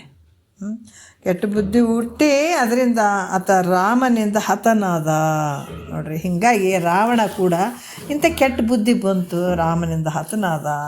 ರಾವಣ ಅಂಥದ್ದೇನು ಮಾಡಿದ್ನಪ್ಪ ಅಂದ್ರೆ ಸೀತೆಯನ್ನು ಒಯ್ತೀನಂತ ಹಠ ಹಿಡ್ದತ. ರಾವಣಿಗೇನು ಬುದ್ಧಿ ಬಂತಪ್ಪ ಇಂಥದ್ದು ಅಂತಂದ್ರೆ ಇಲ್ಲ, ಆಕೆ ಸೀತೆಗೆ ಒಯ್ತೀನಿ, ಅದಕ್ಕೆ ಹಠ ಒಳ್ಳೆಯದಲ್ಲ. ಇದು ಭಾಳ ನೋಡ್ರಿ, ಮಹಾತ್ಮರು ವಾಕ್ಯ ಕೇಳಿದಾಗ ನಮಗೆಲ್ಲೋ ಇವು ಟಚ್ ಆಗಬೇಕು. ಹೌದಾ? ನಮ್ಮಲ್ಲಿರುವಂಥ ದೋಷಗಳಿವು. ಮನುಷ್ಯನ ಶರೀರ ತೊಟ್ಕೊಂಡು ಬಂದಿವಿ ಅಂದರೆ ಇಂಥ ದೋಷಗಳನ್ನು ಸುತ್ತಿ ಇಂಥ ಗುಣಗಳನ್ನು ಕೊಟ್ಟು ಒಳಗೊಂದು ಭಾಳಷ್ಟು ಒಂದು ಅಮೃತನ ಇಟ್ಬಿಟ್ಟಿದ್ದಾನ. ತಾಕತ್ತಿದ್ರೆ ತಕ್ಕೊಳ್ರಿ ಅಂತಾನೆ ಪರಮಾತ್ಮ. ನೋಡ್ರಿ ಹೆಂಗಾದ. ಅದಕ್ಕೆ ಭಾಳ ಚಿನ್ನ ಬೇಗ ಸಿಗ್ತದೇನ್ರಿ ಯಾರಿಗಾದ್ರೆ? ಎಷ್ಟು ಕಷ್ಟ ಐತೆ. ಈಗ ಬೇರೆ ದೇಶದಾಗೆಲ್ಲ ನಾವು ನೋಡ್ತೀವಲ್ಲ, ಒಳಗೆ ಗುಹೆ ಇರ್ತಾವೆ, ಅದ್ರ ಒಳಗಡೆ ಹೋಗಿ ಆ ಕಲ್ಲುಗಳನ್ನು ಹುಡುಕಿ ಅದನ್ನು ತೋಡಿ ತಂದು ನಾವಿಲ್ಲೇ ಬಂಗಾರಟ್ಟಿ ಒಳಗೆ ನೋಡ್ತೀವಿ. ಭೂಮಿಯನ್ನು ಅಗದು ಎಷ್ಟೋ ಟನ್ ಲಾರಿ ಮಣ್ಣು ತೆಗೆದು ಅದು ಫಿಲ್ಟ್ರ್ ಮಾಡಿ ಅದ್ರಾಗ ಬರುವಂಥದ್ದು ಇಷ್ಟೇ ಬಂಗಾರ. ಸುಮ್ಮನೆ ಸಿಕ್ಕಿಬಿಟ್ಟಿದ್ದಾನೆ ಬಂಗಾರ ಅಂದ್ರೆ ಇಲ್ಲ. ನಮ್ಮೊಳಗಡೆ ಬಂಗಾರ ಸುಮ್ಮನೆ ಸಿಕ್ಬಿಡ್ತದಾನೆ. ಇದು ಜ್ಞಾನ ಅನ್ನುವಂಥ ಬಂಗಾರ ಸುಮ್ಮನೆ ಸಿಕ್ಕಿಬಿಡ್ತದ. ಅದು ಒಂದು ಸಿಕ್ಕರೆ ಆಗ ಅಗರ್ಭ ಶ್ರೀಮಂತರು. ನಾವೇನು ಮೈ ಮೇಲೆ ಒಡವೆನೇ ಹಾಕ್ಕೊಳ್ಳೋದು ಬೇಕಾಗಿಲ್ಲ. ಈ ಒಡವೆ ತೊಗೊಂಡು ಏನು ಮಾಡ್ತೀವಿ? ಅದಕ್ಕೆ ಹೆಣ್ಣು ಹೊನ್ನು ಮಣ್ಣು ಇವ್ಯಾವುದು ನಿನ್ನದಲ್ಲ, ನಿನ್ನದೇ ಅನ್ನುವಂಥ ಜ್ಞಾನ ರತ್ನ ನಿನ್ನ ಒಳಗೆ ಅದ ನೋಡು, ಒಳಗದ. ಆದ್ರೆ ಅದನ್ನು ಹೆಂಗೆ ಅರ್ಥ ತೊಗೊಳ್ತಿದ್ದೀನಿ ನೀನು? ತೊಗೊಳ್ಬೇಕಾದ್ರೆ ಫಿಲ್ಟ್ರ್ ಆಗಬೇಕಾಗಿದೆ. ಫಿಲ್ಟ್ರ್ ಬಂಗಾರ ಏನು ಒಮ್ಮೆಲೆ ಸಿಗಂಗಿಲ್ಲ, ನಿನಗೆ ಕೈಗೆ ಸಿಕ್ಕಿಬಿಡ್ತದನು ಬಂಗಾರ. ಎಷ್ಟು ಕಷ್ಟ ಆದದ್ರಾಗ. ಅದು ಎಲ್ಲೇ ಐತೆ? ಭೂಮಿಯಲ್ಲೇ ಐತೆ ಬಂಗಾರ, ಆದ್ರೆ ಸಿಗೋವಲ್ದು ನಮಗೆ. ಭಾಳ ಕಾಸ್ಟ್ಲಿ ಆಗಿಬಿಟ್ಟದಲ್ಲ. ಬಂಗಾರ ಯಾರಿಗೇನು ಈಜಿಯಾಗಿ ಸಿಗ್ತದೇನ್ರಿ? ಎಷ್ಟು ಬೆಲೆ ಐತೆ ಅದಕ್ಕೆ ಅಲ್ಲ. ಈ ಜ್ಞಾನನೂ ಎಲ್ಲರಿಗೂ ಸಿಕ್ಬಿಡ್ತದನ? ಸಿಗಂಗಿಲ್ಲ. ಇದು ನಮ್ಮೊಳಗೆ ಆದದು, ದೊಡ್ಡದದ. ಆ ಒಂದು ಚಿನ್ನದ ಗಣಿನೇ ನಮ್ಮೊಳಗೆ ಐತೆ. ಅದು ತೆಗಿಬೇಕಾದ್ರೆ ಸುಮ್ಮನೆ ಅಲ್ಲ, ಎಲ್ಲ ಫಿಲ್ಟ್ರ್ ಮಾಡ್ಬೇಕಾದ್ರೆ. ಫಿಲ್ಟ್ರ್ ಮಾಡಿದಾಗ ಆ ಚಿನ್ನ ಸಿಗ್ತದೆ. ಇಲ್ಲ, ಆ ಚಿನ್ನ ಸಿಕ್ಕಿತಂದ್ರೆ ಈ ಚಿನ್ನದ ಅವಶ್ಯಕತೆಯೇ ಇಲ್ಲ, ಯಾವುದ್ರ ಅವಶ್ಯಕತೆಯೇ ಇಲ್ಲ ನೋಡ್ರಿ ಮನುಷ್ಯನಿಗೆ. ಈ ಚಿನ್ನ ಬಿಟ್ಟಿತ್ತಂದ್ರೆ ಆ ಚಿನ್ನದ ಅವಶ್ಯಕತೆ ಅಂತ ಅದ್ರ ಬೆನ್ನು ಬಿದ್ದು ಹತ್ಕೊಂತ ಹೋಗ್ತದೆ. ಇದು ಮನುಷ್ಯ ಅನ್ನುವಂಥ ಪ್ರಾಣಿ ಯಾವಾಗ ಹೊರಗಿನ ಚಿನ್ನಕ್ಕೆ ಆಸೆ ಪಡ್ತಂದ್ರೆ ಒಳಗಿನ ಚಿನ್ನ ಸಿಗಂಗಿಲ್ಲ, ಒಳಗಿನ ಚಿನ್ನಕ್ಕೆ ಆಸೆ ಪಟ್ಟರೆ ಹೊರಗಿನ ಚಿನ್ನ ಬೇಕಾಗಂಗಿಲ್ಲ. ಇಷ್ಟೇ ಅರ್ಥ ಇರುವಂಥದ್ದು, ಇಷ್ಟೇ. ಅದಕ್ಕೆ ಇಲ್ಲಿ ಕೂಡ ಏನು ಹೇಳ್ತಾರೆ, ಹಠ ಅನ್ನುವಂಥದ್ದು ದುರ್ಬುದ್ಧಿ. ನಮಗೂ ಇರ್ತದೆ, ಏನಾರು ಮಾಡೋಕೆ ಇಲ್ಲ ಅವ್ರು ಅಂತಾರೆ ಬಿಡ್ರಿ ನಾವು ಮಾಡೇ ಮಾಡ್ತೀವಂತ ಅನ್ನುವಂಥ ಹಠ ಅನ್ನುವಂಥದ್ದು ಇದು ದುರ್ಬುದ್ಧಿದು. ಅದಕ್ಕೆ ಪರಸ್ತ್ರೀಯನ್ನು ಮುಟ್ಟಿದ್ರೆ ಮಹಾಪಾಪ ಪ್ರಾಪ್ತಿ ಆಗ್ತದೆ. ಆಮೇಲೆ ಇದಕ್ಕೆ ಸೀತೆ ಸಾಮಾನ್ಯಳಲ್ಲ ಆಕೆ. ಇಂಥ ದುರ್ಬುದ್ಧಿ ಬಂತು ರಾವಣಗೆ. ಇಷ್ಟು ಆಕೆ ಮಾಯೆ ಇರುವಂಥವಳು, ಸಾಮಾನ್ಯಳಲ್ಲ, ವಿಷ್ಣು ಮಾಯೆ ಆಕೆ. ಸೀತೆ ಅನ್ನುವಂಥದ್ದು ಒಬ್ಬ ಹೆಣ್ಮಗಳಲ್ಲ, ಆಕೆ ವಿಷ್ಣು ಮಾಯೆಯಿಂದ ಕೂಡಿದಂಥವಳು ಸೀತೆ. ಈ ಕಾರಣದಿಂದ ಇದು ಏನಾಗ್ತದೆ, ಈ ಮಾಯೆ ಇದಕ್ಕೆ ಮೆಚ್ಚಿದೆ ಅಂದರೆ ನಿನ್ನನ್ನು ನಾಶ ಮಾಡ್ತದೆ, ಇದನ್ನು ಬಿಟ್ಬಿಡಂತ ಎಷ್ಟು ಹೇಳಿದರೂ ಕೂಡ ಆತ ಬಿಡಲಿಲ್ಲ ರಾವಣ. ಇದು ಮಾಯೆ ಐತೆ, ಇದನ್ನು ಈ ಥರ ಬಯಸಿದ್ರೆ ನಿನ್ನನ್ನು ನಾಶ ಮಾಡಿಬಿಡ್ತದಪ್ಪ, ನೀ ಬಯಸಬೇಡ ಅಂತ ಎಷ್ಟು ಜನ ಹೇಳಿದರೂ ಕೂಡ ಆತ ಬಿಡಲಿಲ್ಲ. ಅದರಿಂದ ಆತ ಅನರ್ಥವನ್ನು ಹೊಂದುವಂಥವನಾದ. ಹಿಂಗೆ ಹಠ ಹಿಡಿಯುವಂಥದ್ದು ಕೂಡ ಒಂದು ಮನಸ್ಸಿನ ದೋಷ ಆಗ್ತದಪ್ಪ, ಹಠ ಹಿಡಿಬಾರ್ದು ಅಂತ ಹೇಳ್ತಾರೆ ಅವ್ರು ಯಾವುದಕ್ಕೆ ಆಗಲಿ. ಮತ್ತು ಅನಿಷ್ಟ ಚಿಂತನೆ ಅಂದರೆ ಕೆಟ್ಟ ಚಿಂತನೆ ಮಾಡೋದು. ಚಿಂತನೆ ನಮ್ಮ ಕೈಯಾಗೆ ಐತೆ, ಯಾಕೇನ್ರಿ ನಮ್ಮ ಮನಸ್ಸು ಸಮಾಧಾನೆಲ್ಲ ಹಂಗೈತೆ ಹಿಂಗೈತೆ ನಮಗೆ ಗೊತ್ತಾಗಬೇಕು ನಮಗೂ ಕೂಡ. ಅದಕ್ಕೆ ದುಷ್ಟ ಚಿಂತನೆ, ಕೆಟ್ಟ ಚಿಂತನೆ. ಇನ್ನೊಬ್ಬರಿಗೆ ಚಂದಾದ್ರೆ ಕೆಲವ್ರು ನೋಡ್ರಿ, ಅವ್ರು ಭಾಳ ಚಂದಿದ್ರಂದ್ರೆ ಮಾತಾಡಂಗಿಲ್ಲ. ಕೆಲವರು ಅವ್ರು ಆರಾಮಿರಲಿಲ್ಲ, ಭಾಳಷ್ಟು ಕಷ್ಟದಾಗಿದ್ರಂದ್ರೆ ಅವ್ರಿಗೆ ಚಂದ ಮಾತಾಡೋಕ್ಕೆ ಹೋಗ್ತಾರೆ. ಯಾಕಂದ್ರೆ ಅವ್ರಿಗೆ ಯಾವತ್ತೂ ಅವ್ರು ಹತ್ಕೊಂತಾನೆ ಇರಲಿಲ್ಲ ಅನ್ನೋದೇ ಭಾವ ಇವರಿಗೆ. ಅದಕ್ಕೆ ಇಲ್ಲಿ ಕೂಡ ಏನಂತಾರೆ, ಇನ್ನೊಬ್ರಿಗೆ ಕೇಡಾಗಲಿ ಹಾಳಾಗಿ ಹೋಗಲಿ ಅನ್ನುವಂಥ ಒಂದು ಐಶ್ವರ್ಯ ಅವರಿಗೆ, ಅವ್ರದ್ದು ಎಲ್ಲ ಐಶ್ವರ್ಯ ಹೋಗಲಿ, ಅವ್ರು ಹಾಗಾಗಲಿ ಹಿಂಗಾಗಲಿ ಅನ್ನುವಂಥದ್ದು, ಎಲ್ಲ ಐಶ್ವರ್ಯ ನನಗೆ ಬರಲಿ ಅನ್ನುವಂಥದ್ದು, ಈ ರೀತಿ ಚಿಂತನೆ ಮಾಡುವಂಥದ್ದು ಏನಿರ್ತದೋ ಅದು ಕೂಡ ಅನಿಷ್ಟ ಚಿಂತನ ಅಂತ ಹೇಳಿಸ್ಬೋದು. ಅದಕ್ಕೆ ಸರ್ವಜನೋ ಸುಖಿನೋ ಭವಂತಿ ಅಂತ ಈ ಭಾವ ಬರಬೇಕು. ಎಲ್ಲರೂ ಆರಾಮಾಗಿ ಖುಷಿಯಿಂದ ಇರಬೇಕು, ಸಂತೋಷದಿಂದ ಇರ್ಬೇಕು ಅನ್ನುವಂಥ ಭಾವ ಇರಬೇಕಾಗ್ತದೆ. ಅದಕ್ಕೆ ಇಂಥ ಮನುಷ್ಯನಲ್ಲಿ ತನ್ನ ಸಹಿತವಾದಂಥ ಎಲ್ಲರೂ ಸುಖದಿಂದ, ಅದಕ್ಕೆ ಸರ್ವೇ ಜನ ಸುಖಿನೋ ಭವಂತು ಅಂತ ಹೇಳುವಂಥದ್ದು. ಎಲ್ಲರೂ ಚಂದಿರೋಣ, ಎಲ್ಲ ಸುಖವಾಗಿರಲಿ, ಎಲ್ಲರೂ ಆನಂದವಾಗಿರೋಣ ಅನ್ನುವಂಥ ಭಾವ ಏನು ಯಾರು ಈ ರೀತಿಯಿಂದ ಇಟ್ಕೊಂಡು ಕರ್ಮ ಮಾಡ್ತಾನೋ ಅವನು ಕೂಡ ನೋಡ್ರಿ ಅವನ ಸಹಿತ ಸರ್ವರೂ ಸುಖಿಗಳಾಗಲಿ ಅಂತ ಹೇಳುವಂಥದ್ದು, ತನ್ನ ಸಹಿತ. ಅದಕ್ಕೆ ಇಲ್ಲಿ ಕೂಡ ಈ ರೀತಿಯಾಗಿರುವಂಥ ಭಾವ ಇದ್ದರೂ, ಯಾಕಂತಂದರೆ ಇಲ್ಲಿ ಕೂಡ ತಾನೊಬ್ಬನು ಸರಿ ಇದ್ಕೊಂಡು ಉಳಿದವರೆಲ್ಲರೂ ದುಃಖಿಗಳಾಗಲಿ ಅನ್ನುವಂಥದ್ದು ಇರಬಾರ್ದು. ಹೀಗಿದ್ದರೂ ಕೂಡ ಅನ್ಯರಿಗೆ ಕೇಡಾಗಲಿ, ನನಗೆ ಮಾತ್ರ ಸುಖ ಆಗಲಿ ಅನ್ನುವಂಥ ಭಾವ ಇರಬಾರ್ದು. ಇದರಿಂದ ಮಹಾಪಾಪ ಪ್ರಾಪ್ತಿ ಆಯಿತು ಅಂತ ಹೇಳ್ತಾರೆ. ನಾನು ಮಾತ್ರ ಚೆಂದ ಇರಬೇಕು, ಇನ್ನೊಬ್ರಿಗೆ ಮಾತ್ರ ಹಂಗಿರಬಾರ್ದು ಅನ್ನುವಂಥ ಭಾವ ಏನು ಬರ್ತದಲ್ಲ, ಈ ಭಾವ ಬಂದ್ರೆ ಅದನ್ನು ಬಿಟ್ಕೊಳ್ಬೇಕು ಅಂತ ಹೇಳ್ತಾರೆ. ಯಾಕಂದ್ರೆ ಮನುಷ್ಯರಂತಂದ ಮೇಲೆ ಇಲ್ಲರಿ ನಮಗೂ ಇರ್ತಾವ್ರಿ, ಆ ಗುಣಗಳು ಇರ್ತಾವ್ರಿ, ಈ ಗುಣಗಳು ಇರ್ತಾರೆ ಅಂತ ಹೇಳ್ತಾರೆ ಸಹಜ. ನೋಡಪ್ಪ, ನಿನಗೆ ಯಾವ ಗುಣಗಳನ್ನು ಇರಲಿ, ಮಹಾತ್ಮರು ತಿಳಿಸ್ತಾರೆ. ನಿನಗೆ ಆನಂದ ಬೇಕಾಗ್ಯದ, ಸುಖ ಬೇಕಾಗ್ಯದ, ಮುಕ್ತಿ ಬೇಕಾಗ್ಯದ ಅಂತ ನೀನು ಅನ್ನಕತ್ತೀಯಲ್ಲ, ಅದಕ್ಕೆ ಇಂಥ ಗುಣಗಳು ಇದ್ದರೆ ನಿನಗೆ ಯಾವತ್ತೂ ಆನಂದ ಆಗಂಗಿಲ್ಲ, ಖುಷಿ ಆಗಂಗಿಲ್ಲ, ಸಂತೋಷ ಆಗಂಗಿಲ್ಲ. ಅದಕ್ಕೆ ಇಂಥವು ಏನಾದರೂ ನಿನ್ನ ಬಲ್ಲಿ ಗುಣಗಳಿದ್ರೆ ಇವನು ಸ್ವಲ್ಪ ಬಿಟ್ಕೊಂಡು ಬಿಡು ಅಂತಾರೆ ಮಹಾತ್ಮರು ಅಷ್ಟೇ. ನೀ ಬಿಡಂಗಿಲ್ಲ ಅಂತಂದ್ರೆ ಮುಂದೆ ದುಃಖ ಐತೆ ಅಂತ ಹೇಳ್ತಾರೆ. ನೀ ಇಟ್ಕೊಂಡು ಕೂದ್ರೆ ನಿನಗೆ ಯಾರು ಬೇಡ ಅಂತಾರೆ.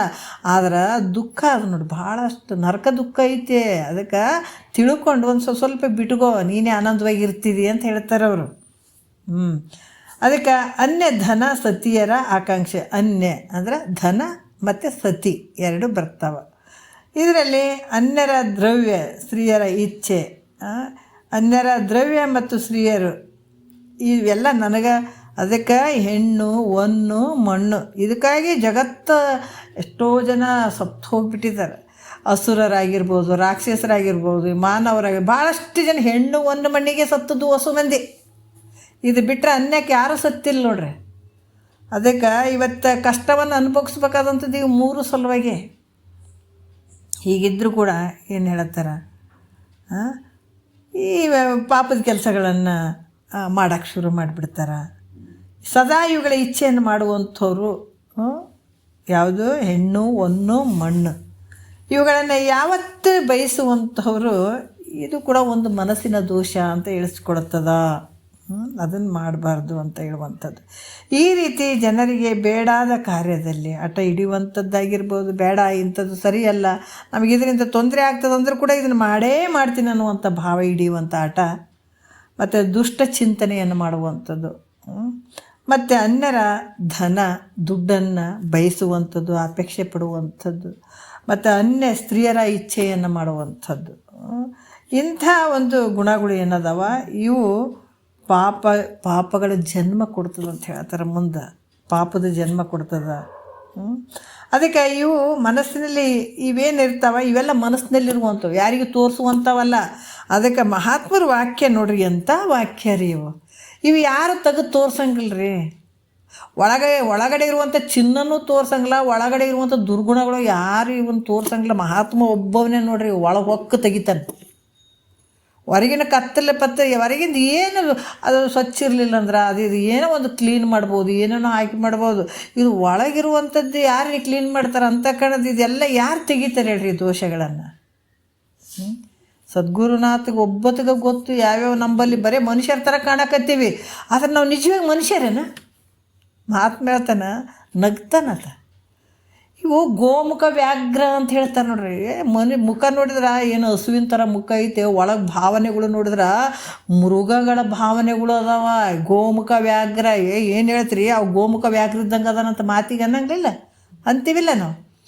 ಮಹಾತ್ಮರು ನಮ್ಮನ್ನು ನೋಡಿ ಹೇಳ್ತಾರೆ, ಗೋಮುಖ ವ್ಯಾಘ್ರ ಇದ್ದಂಗೆ ಇವಕ್ಕೆ ಏನು ಹೇಳ್ಬೇಕು ರೀ? ಮನುಷ್ಯನ ಶರೀರ ತೊಟ್ಕೊಂಡ್ಬಂದಾವ, ಮನಸ್ಸಿನ ಬರೀ ಪಶು ಪಕ್ಷಿಗಳ ಗುಣಗಳು ಅದಾವ್ರಿ ಇವಕ್ಕಂತಾರವ್ರು ನಮಗೆ ನೋಡಿ. ಯಾಕಂದರೆ ಇಂಥವೆಲ್ಲ ಇಟ್ಕೊಂಡು ಕುಂತು ನಾವು ಮನುಷ್ಯರಂತ ತಿರುಗಾಡಕತ್ತೀವಲ್ಲ, ಏನು ಮಾಡ್ತೀರಿ? ಅದಕ್ಕೆ ನಿಮ್ಮ ಮನುಷ್ಯ ಯಾವಾಗ ಆಗ್ತದೆ ಇವೆಲ್ಲವನ್ನು ಬಿಟ್ಕೊಳ್ಬೇಕು. ನಿನ್ನದೇ ಅನ್ನುವಂಥದ್ದು ಒಂದು ಯಾವುದು, ಆ ಒಂದು ರತ್ನ ನಿನ್ನೊಳಗೈತೆ, ಆ ಬಂಗಾರ ನಿನ್ನೊಳಗೈತೆ. ಯಾವಾಗ ಅದನ್ನು ಧರಿಸಿಕೊಂಡಾಗ ನಿನಗೆ ಇಲ್ಲಿ ಲಾಭ ಐತೆ, ಮನುಷ್ಯ ಶರೀರದ ಲಾಭ.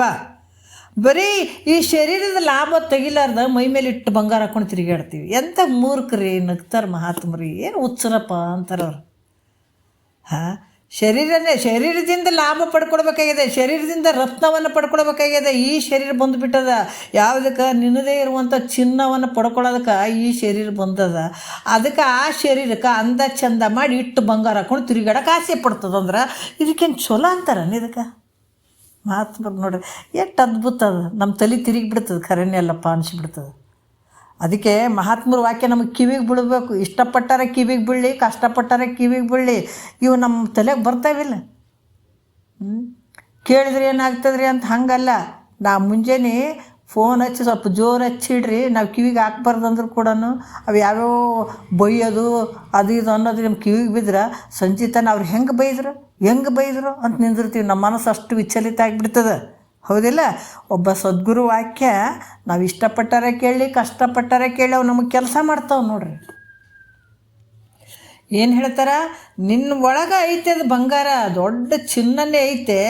ಅಂಥದನ್ನು ಬಿಟ್ಟು ಈ ಮಾನವ ಶರೀರ ಅಂಥ ಚಿನ್ನವನ್ನು ಪಡ್ಕೊಳಕ್ಕೆ ಬಂದಂಥ ಶರೀರ, ಅದನ್ನು ಬಿಟ್ಟು ಈ ಶರೀರದ ಮೇಲೆ ಇಟ್ಟು ಬಂಗಾರ ಗಳಿಸ್ಬೇಕು, ಬಂಗಾರ ಹಾಕ್ಕೊಂಡು ತಿರುಗಾಡ್ಬೇಕು ಅಂತ ಅದ್ರ ಹಿಂದೆ ಬಿದ್ದು ಸಾಯ್ತದಲ್ಲ.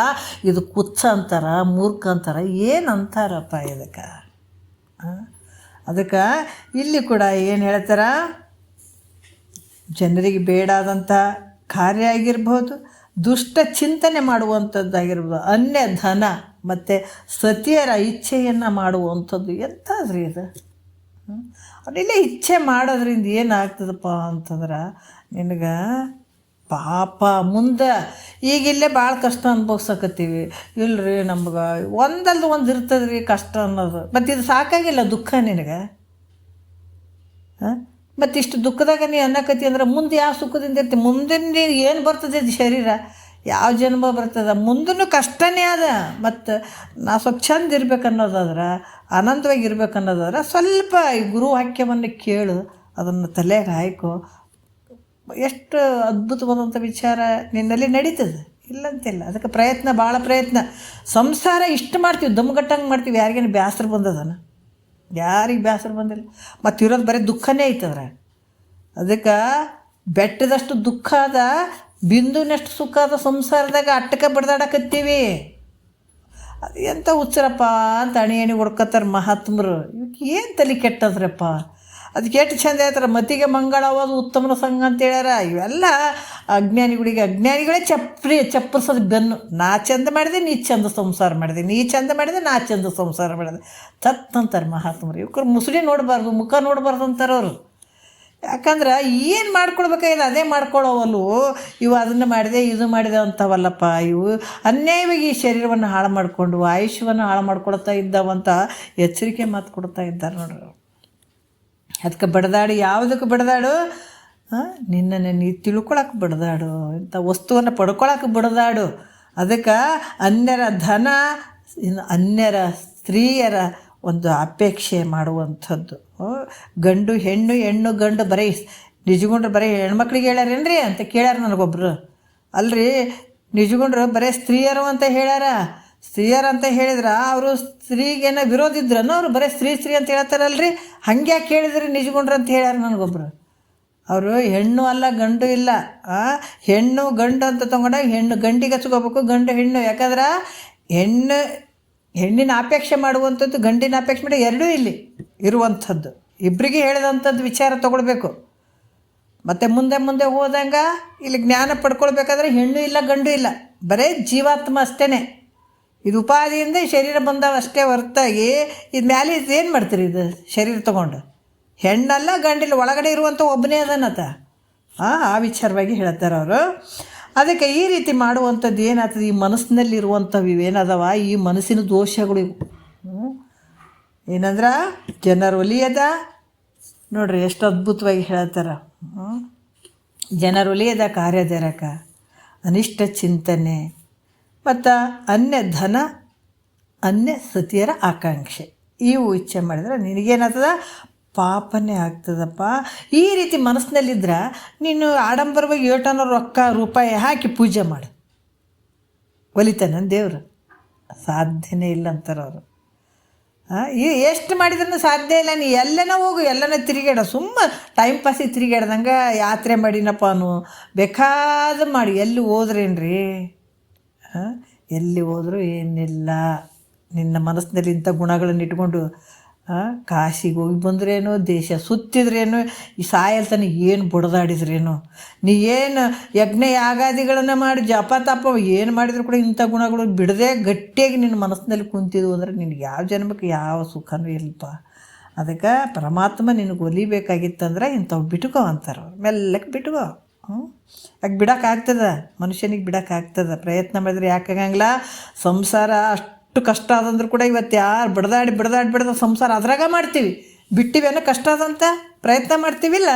ಅದ್ರಾಗ ಗುರುವಾಕ್ಯವನ್ನು ಕೇಳಿಕೊಂಡು ಆ ಪ್ರಕಾರ ನಡ್ಕೊಳಕ್ಕೆ ಪ್ರಯತ್ನ ನಿನ್ನ ಕಡೆ ಐತೆ.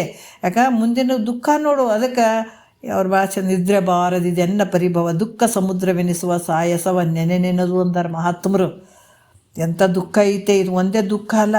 ಅದಕ್ಕೆ ಉಂಡು ತಿಂದು ರೊಕ್ಕ ರೂಪಾಯಿ ಗಳಿಸಿ ಮಕ್ಕಳಿಗೆ ಒಂದಿಷ್ಟು ಮಾಡಿಟ್ಟು ಸತ್ಕೊಂಡು ಬಿಟ್ರಾಯ್ತು, ಇಲ್ಲಿಗೆ ಮುಗೀತು ಜೀವನ ಅಂತೀರೇನು? ಅದಕ್ಕೆ ಮಹಾತ್ಮರು ಭಾಳ ಹೇಳ್ತಾರೆ, ಯಮನ ದೂತರು ಬಂದು ಎದೆಗೊದ್ದೊಯ್ಯುವಾಗ ಏನೆಂದು ನಾ ಹೇಳಲಿ, ಭವ ಬಂಧನದಿ ಕಡೆ ಮಾಡೆನ್ನನು ಕರುಣೆಯ ಸದ್ಗುರುವೇ. ಎಷ್ಟು ಅದ್ಭುತ ನೋಡ್ರಿ. ಅದಕ್ಕೆ ಇಷ್ಟು ಜನ್ಮ ಇಲ್ಲಿಗೆ ಮುಗಿಯಂಗಿಲ್ಲ. ಮುಂದೆ ಜನ್ಮ ಕಾದ್ಕೊಂಡು ಕುಂತಾವ. ಅದನ್ನು ಯೋಚನೆ ಮಾಡು. ಬಾಲಕ ತರುಣ ಜರಜೀರ್ಣ ರೂಪಾಗಿ ಮೇಲೆ ನರಕಿಯಾಗಿ ಬಳಿಕಿ ಕ್ರಮದೋಳು ತಾಳಲಾರೆನು ತನುವನು ಶಂಭುಲಿಂಗವೇ ಪಾಲಿಸೆಂದರಿಗೆ ಭಿನ್ನೈಪೆ ಭೀತಿಯಳು ಅಂದರು ಮಹಾತ್ಮರು. ಇಷ್ಟೇ ಲಿಮಿಟ್ ಐತಪ್ಪ, ನನ್ನ ಶರೀರ ಹೋಯ್ತಂದ್ರೆ ನಾನು ಆನಂದವಾಗಿರ್ತೀನಿ ಅಂತ ಅನ್ನೋಂಗಿಲ್ಲ. ನೀವು ಒಳಗಿನಿಂದ ಹೋಗ್ತಿಲ್ಲ, ಸೂಕ್ಷ್ಮ ಶರೀರ ಹೋಗ್ತದಲ್ಲ, ಸ್ಥೂಲ ಶರೀರ ನೆಲಕ್ಕೆ ಬೀಳ್ತದಲ್ಲ, ಇನ್ನೊಂದು ಶರೀರ ಬರ್ತದೆ ನಿನಗೆ ಒದ್ಕೊಂತ ಕರ್ಕೊಂಡು ಹೋಗಿ ಮತ್ತೆ ಎಂತೆಂಥ ಶರೀರ ಕೊಟ್ಟು ನೀ ಮಾಡಿದಂಥ ಕೆಲಸಕ್ಕೆ ನೀ ಏನು ಮಾಡಿದಲ್ಲಿ ಕಮ್ಮಗಿಲ್ಲ ಉಂಡು ತಿಂದು 4 ಮಂದಿಗೆ ಬೈದು ಅಂದು ಏನು ಹೋಗಿರ್ತೀವಲ್ಲ ನಾವು. ಈ ಶರೀರಲ್ಲೇ ಬಿದ್ಕೊಂಡ್ಬಿಡ್ತದೆ. ಆಯ್ತಪ್ಪ ನನ್ನ ಕೆಲಸ ಇಷ್ಟಕ್ಕಂತ ಇದು ಬಿದ್ಕೊಂಡ್ಬಿಡ್ತದೆ, ಇದು ಒಳಗಿದ್ದ ಹೋಗ್ತಾನೆ, ಅದಕ್ಕೊಂದು ಶರೀರ ಕೊಡ್ತಾನೆ. ನೀ ಮಾಡಿದಂಥ ಪಾಪ ಪುಣ್ಯಕ್ಕೆ ಅಲ್ಲಿ ಮೆತ್ತಗೆ ಓದಿತಾರೆ, ನರಕ ದುಃಖ ಅನುಭವಿಸ್ಬೇಕಾಗ್ತದ, ಮತ್ತೊಂದು ಶರೀರ. ಏನು ದುಃಖ ರೀ, ಎಷ್ಟು ಕಷ್ಟ. ಇದನ್ನು ನೋಡ್ಕೊಂಡ್ರೆ ಮಹಾತ್ಮರು ಯಪ್ಪ ಶಿವ ಇದರಿಂದ ಪಾರಾಗಬೇಕಾದ್ರೆ ಈ ಮನುಷ್ಯನ ಶರೀರನೇ ಸಾಧ್ಯ ಐತಲ್ಲಪ್ಪ, ಇದ್ರಾಗೆ ಮಾಡ್ಕೋಬೇಕಾಗ್ಯದ. ಥೋ ನಿದ್ರೆ ಬಾರದಿದೆನ್ನ ಪರಿಭವ ದುಃಖ ಸಮುದ್ರವೆನಿಸುವ ಸಾಯಸವನ್ನೇ ನೆನೆದು. ಎಂಥ ದುಃಖ ಐತಪ್ಪ ಅಂತ ಅಂಜಿಬಿಟ್ರಿ. ನಮಗೆ ಇವತ್ತು ನಿದ್ದೆ ಬರೋವಲ್ದಂತ ಕಮ್ಮಗೆ ನಿದ್ದೆ ಬಂತು, ಹೊಟ್ಟೆ ತುಂಬ ಊಟ ಮಾಡಿ ಇವತ್ತು ಮುಗಿದು ಕಳೀತಿ. ಏನು ಚಂದ ರೀ, ದಿವಸಗಳು ಆದಂತೆ ಗೊತ್ತಾಗೋಲ್ದಂತೇನು. ಮಹಾತ್ಮರು ನಿದ್ರೆ ಬರೋವಲ್ದು ಒಂದೊಂದು ದಿವಸ ಹೋಯ್ತಲ್ಲಪ್ಪ ಆಯುಷ್ಯದಾಗ. ಇವತ್ತು ಒಂದು ದಿವಸ ಹೋಯ್ತು, ನಾಳೆಗೆ ಒಂದು ದಿವಸ ಹೋಯ್ತು, ಇನ್ನೂ ತಿಳ್ಕೊಬೇಕಲ್ಲ, ಬೇಗ ತಿಳ್ಕೊಬೇಕು, ನಾನು ಈ ಜನ್ಮ ಸಾರ್ಥಕ ಮಾಡ್ಕೊಬಂತ ಅವ್ರು ಬಡ್ದಾಡಿದ್ರೆ ನಾವು ಉಂಡಿವಿ ತಿಂದಿವಿ, ದಿವಸವಾದದ್ದು ಗೊತ್ತಾಗಲಿಲ್ಲ ನೋಡ್ರಿ, ಎಷ್ಟು ಚಂದ ಕಳೆದ್ಬಿಟ್ಟಿವಿ ಅಂತೀವಿ. ಇದು ನೋಡ್ರಿ ಎಷ್ಟು ವಿಪರ್ಯಾಸ ಇದೆಲ್ಲ. ಅದಕ್ಕೆ ಇಲ್ಲಿ ಕೂಡ ಹೇಳ್ತಾರೆ, ಇದಕ್ಕೇನು ಪರಮಾತ್ಮ ಒಲಿತಾನೆ ಇಂಥ ದುರ್ಗುಣಗಳಿಗೆ ಅಂದರೆ ಒಲಿಯಂಗಿಲ್ಲ. ಇದರಿಂದ ಏನಾಗ್ತದ, ಹಲವಾರು ಒಂದು ಪಶು ಪಕ್ಷಿ ಮೃಗ ಇವಕ್ಕೆಲ್ಲ ಏನಾಗ್ತದೆ, ಇದರಲ್ಲಿ ಹುಟ್ಟಬೇಕಾಗ್ತದ, ಕನಿಷ್ಠ ಜನ್ಮಗಳಲ್ಲಿ ಬರಬೇಕಾಗ್ತದ ಅನ್ನುವಂಥ ವಿಚಾರವನ್ನು ಭಾಳಷ್ಟು ಅದ್ಭುತವಾಗಿ ಹೇಳಿದರು. ನಾಳೆಗೆ ಒಂದು ದಿವಸ ನನ್ನ ಕೆಲಸ ಅದ, ಹಂಗಾಗಿ ನಾಳೆಗೆ ಒಂದು ದಿವಸ ರಜೆ ಹಾಕ್ತೀನಿ, ನಾನು ಬೇರೆ ಕೆಲಸ ಅದಾವ ಭಾಳಷ್ಟು ವಿಚಾರಗಳು. ಯಾಕಂದ್ರೆ ಈ ಕ್ರಮಶಾಸ್ತ್ರ ಎಲ್ಲೂ ಸಿಗಲ್ಲ ರೀ, ಸಿಕ್ಕಾಗ ಧನ್ಯರನ್ಬೇಕು. ನಮಗೆ ಎಷ್ಟು ದಿವಸ ಸಿಕ್ಕಿರಲಿಲ್ಲ ಇದು. ಯಾವಾಗ ಬಸವನಂದ್ರು ನಮ್ಗೆ ಸಿಕ್ಕರು ಅಲ್ಲಿಂದನೇ ತುಂಬ ಭಕ್ತಿ ಮಾಡ್ತಿದ್ವಿ, ಇಲ್ಲ ಅಂತಿಲ್ಲ, ಎಲ್ಲ ದೇವರು ದಿಂಡ್ರು ಅಂತಿದ್ವಿ. ಬಟ್ ಜ್ಞಾನ ಸಿಗುವಂಥದ್ದು ಇದು ಭಾಳಷ್ಟು ಪುಣ್ಯಾತ್ಮರಿಗೆ ಸಿಗುವಂಥದ್ದು. ಇದು ಸಮಯ ಕೂಡಿ ಬರಬೇಕು, ಪುಣ್ಯದ ಫಲ ಪಕ್ವವಾಗಬೇಕು, ಅಂತಕಣ ಶುದ್ಧ ಆಗ್ಬೇಕು, ಅಂದಾಗ ಮಾತ್ರ ಇದು ಸಿಗುವಂಥದ್ದು. ಯಾರು ಅಲಕ್ಷ್ಯ ಮಾಡ್ತಾರೋ ಅವ್ರವ್ರಿಗೆ ಬಿಟ್ಟದ್ದು, ಇಲ್ಲ ಅಂತಿಲ್ಲ. ಬಟ್ ಇರುವಂಥದ್ದು ಸತ್ಯ ಇರುವಂಥದ್ದು. ಇಂಥದಕ್ಕಾಗಿ ಮಹಾತ್ಮರು ಭಾಳ ಹುಡುಕಿದ್ರು ಸಿಕ್ಕಿಲ್ಲ. ಆದರೆ ನಮಗೆ ಸಿಕ್ಕದಂದ್ರೆ ನಾವು ಭಾಳಷ್ಟು ಪುಣ್ಯಾತ್ಮರು ಅಂತ ಅಂದ್ಕೊಳ್ಬೇಕು. ಮತ್ತು ನೋಡೋಣ, ನಾಳೆ ಒಂದು ದಿವಸ ನಾನು ರಜೆ ಆಗ್ತಾಯಿದ್ದೀನಿ, ನಾಡ್ದು ಮತ್ತೆ ಕಂಟಿನ್ಯೂ ಮಾಡೋಣ. ಅದು ಭಾಳ ಅದ್ಭುತವಾದಂಥ ವಿಚಾರ ಅದ. 3ನೇ ಪದ್ಯ ಕೂಡ ಭಾಳಷ್ಟು ಅದ್ಭುತವಾಗಿ ತಿಳಿಸ್ತಾರೆ ನಿಜಗೊಂಡ್ರು. ಮುಂದಿನ ನೋಡೋಣ. 1-2 ಮತ್ತು ಗುರುಗಳು ಪಾದಕ್ಕೆ ಅರ್ಪಿಸಿ ಹರವು.